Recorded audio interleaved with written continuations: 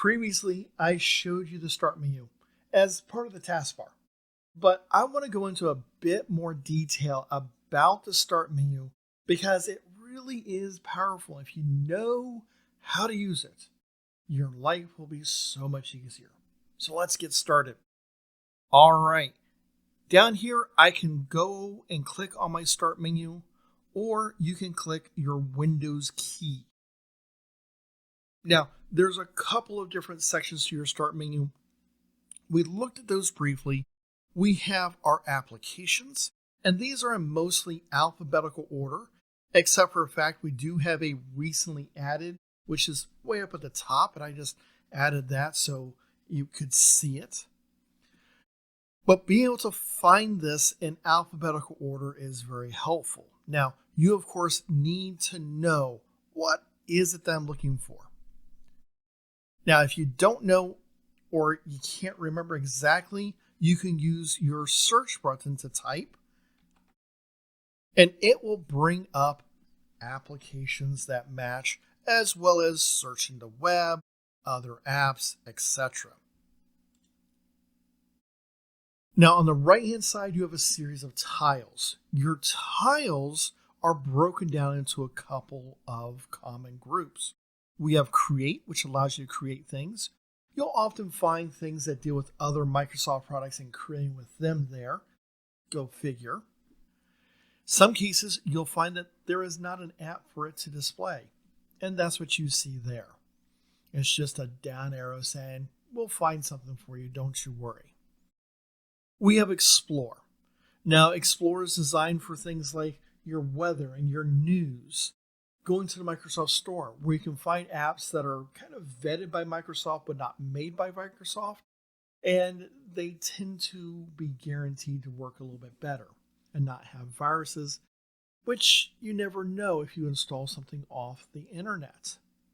You also have over here a section of Play, and it's going to bring you things like big maps that you can go play with and find information there. App for doing your movies and TV, as well as recent photos that you've created and worked with. They'll even have a common game maybe that you play periodically. Down below this, so you have a group of what we call pinned apps. Now, you might remember us saying that there are pinned icons to the taskbar. Well, pinned apps is very similar. These applications are designed so you don't have to go through your whole list of applications. Maybe you don't want to cover up your taskbar, but you want to have easy access to them. In order to use this, all you have to do is come over to your file, right-click, say Pin to Start, and it will add it over here to that section. Once my applications are over here, I can right-click on them, choose Resize, and choose where I want a smaller icon or a bigger icon. And in this case, they refer to them as tiles because of the start menu. If I choose small, you notice it resizes it, and I can put 4 small where 1 medium was. If I no longer need that application to be on my start menu, I can right-click on it and choose Unpin from Start. And then it goes away. I can even do the same with some of these applications that Microsoft has selected for me.